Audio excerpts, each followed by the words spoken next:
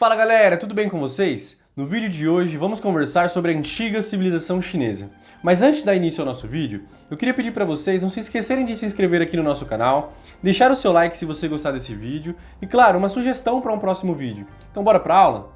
O homem habitava a China há quase 2 milhões de anos, mas vestígios arqueológicos indicam que os primeiros sinais de civilização só apareceram bem mais tarde, no início do período Neolítico, por volta de 7000 a.C. Os domínios da antiga civilização chinesa variaram ao longo do tempo, mas sempre ocupando uma extensão menor do que o território atual hoje da China, tá legal? O núcleo central dessa civilização, onde surgiram as primeiras aldeias, era o Vale do Rio Amarelo. É uma área de terras férteis e ricas em reservas minerais. Nessas terras, agricultores já cultivavam arroz e também uma espécie de cereal desde 6000 a.C. Assim como aconteceu com os povos da Mesopotâmia, as comunidades que se fixaram ao longo do Rio Amarelo planejavam sua vida de acordo com os calendários das inundações. Nas zonas que ficavam submersas por vários meses do ano, os camponeses cultivavam o arroz aquático, espécie que se difundiu por grande parte do sudeste asiático. Nas encostas, construíram terraços em forma de escada, que se estendiam por longas curvas de nível. Com essa tecnologia, a água captada do rio, distribuída pelo terreno de cultivo, se infiltrava no solo, retendo os nutrientes. Assim, por volta de 2000 a.C., o Vale do Rio Amarelo já abrigava culturas importantes. Em suas aldeias, praticavam-se ali a agricultura e a criação de cães, porcos, bois, ovelhas, galinhas, enfim. Acredita-se que as primeiras cidades da região surgiram a partir de aldeias cercadas por muros de terra batida. Um texto do século II a.C. conta que a história da civilização chinesa começou com um governo de 3 deuses, que foram sucedidos por 5 imperadores. Segundo a lenda, eles teriam sido seres poderosos, virtuosos, sábios, que trouxeram um certo desenvolvimento, paz e a prosperidade aos povos da China. Esse antigo mito chinês corresponde ao período em que as aldeias cresceram e se formaram pequenos estados caracterizados pela divisão social entre nobres, guerreiros e camponeses, tá legal? Segundo a tradição, a primeira dinastia chinesa, a dinastia Xia, teria sido fundada aproximadamente em 2200 a.C. por uma figura famosa pelas suas habilidades ali no controle das enchentes. Mas a existência dessa dinastia e do seu fundador é muito controversa. Entre os pesquisadores, nem mesmo a descoberta de objetos de bronze, tumbas e outros vestígios na província chinesa de Henan pôs o fim nessa discussão. Para alguns estudiosos, esses vestígios são uma evidência de que essa dinastia existiu. Outros pesquisadores argumentam que esses vestígios apenas mostram que houve um avanço técnico no período e não necessariamente um governo dinástico, tá legal? Por volta de 1750 a.C., iniciou-se ali então a dinastia Shang, primeira que se obtiveram ali registros históricos escritos em objetos de bronze, em ossos de animais e em casco de tartaruga, que muitas vezes ali eram usados em práticas de adivinhação. No período Shang, o comércio e a tecnologia do bronze tiveram um grande desenvolvimento. Além disso, iniciaram-se ali então as atividades como, por exemplo, a tecelagem e a produção também de cerâmicas brancas. No final do século XII a.C., os Zhou, povo vindo ali do oeste, acabaram iniciando ali uma guerra contra os Shang, que foram completamente derrotados. Os Zhou começaram uma nova dinastia que unificou o território e acabou difundindo essa escrita que já existia e que foi aprimorada ao longo do tempo. A partir do século VIII a.C., os nobres tornaram-se cada vez mais fortes e centenas de pequenos reinos surgiram desafiando a autoridade do poder central. Entre os séculos V e VIII a.C., 7 reinos acabaram ali se enfrentando violentamente, e esse período foi chamado dos Reinos Combatentes.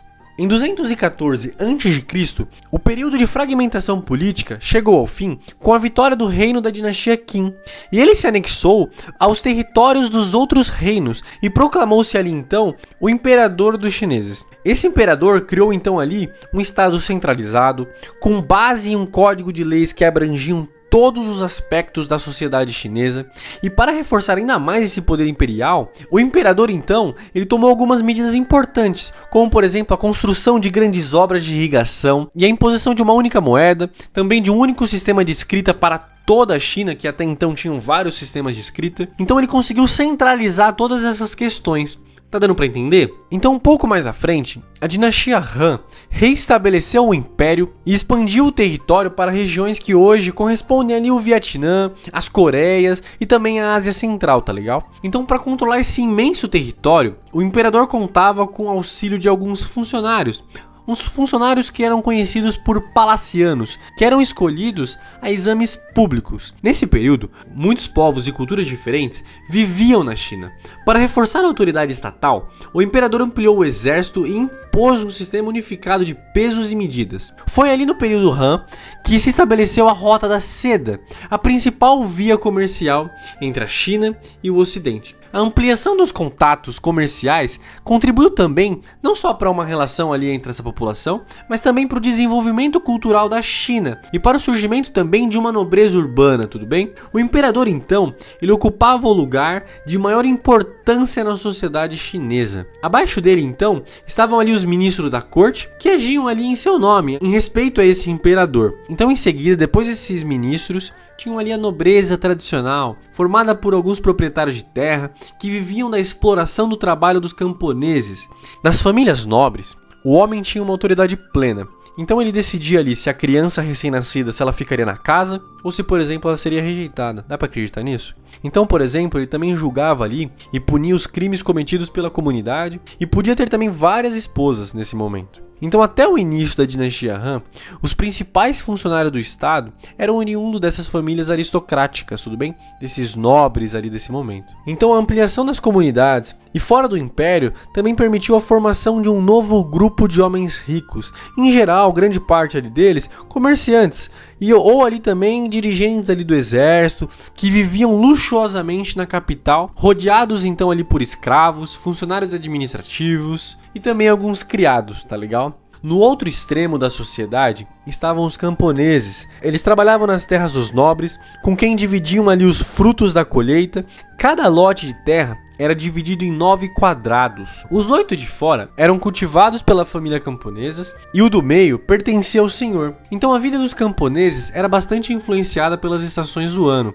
No verão, época das plantações, eles viviam no campo, habitando então, por exemplo, ali as choupanas, e já no inverno, eles se retiravam ali então para as aldeias, onde se dedicavam ao artesanato e também preparavam algumas festividades ali coletivas, certo? Umas festas ali para toda a comunidade, até a chegada da primavera, tudo bem? Então agora entrando numa questão das atividades econômicas, a agricultura era uma das atividades econômicas mais importantes da China antiga. Cultivavam ali então a cevada, o arroz, mais especificamente no sul e no nordeste. Cultivavam-se também trigo, melão, abóbora, pepino, cebola, alho, enfim, várias coisas, cereais, enfim. Outras culturas de plantação também importante eram a da amoeira, porque as folhas serviam de alimento para a criação, por exemplo, de bicho da seda e do cânhamo, e também era utilizado nas produções de tecidos.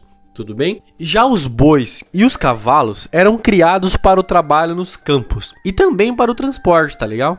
No período Zhou, há indícios do uso de gado, por exemplo, para poder então ali arar a terra e também para a prática de rotação das culturas, que permitiram então o aumento da produção agrícola nesse período.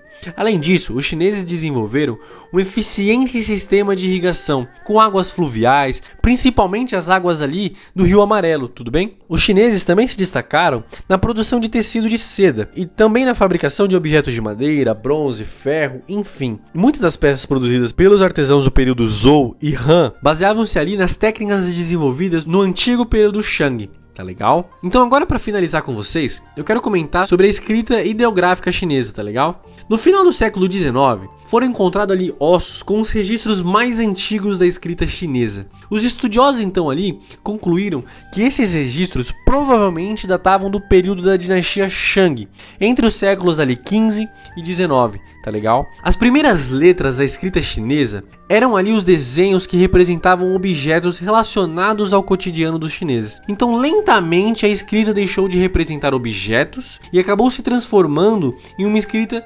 ideográfica, em que cada símbolo ou cada combinação ali desses símbolos representava uma ideia, tudo bem? Um fato que surpreende os estudiosos é a permanência da escrita chinesa. Alguns caracteres, algumas letras ali, datadas de 3.000 anos atrás, ainda podem ser encontrados com algumas modificações na escrita atual da China. Então com isso eu encerro essa nossa aula de hoje. Eu espero que vocês tenham gostado e até a próxima aula. E uma última coisa, não se esqueça de se inscrever no nosso canal, deixar o seu like e, claro, uma sugestão para um próximo vídeo. Até a próxima!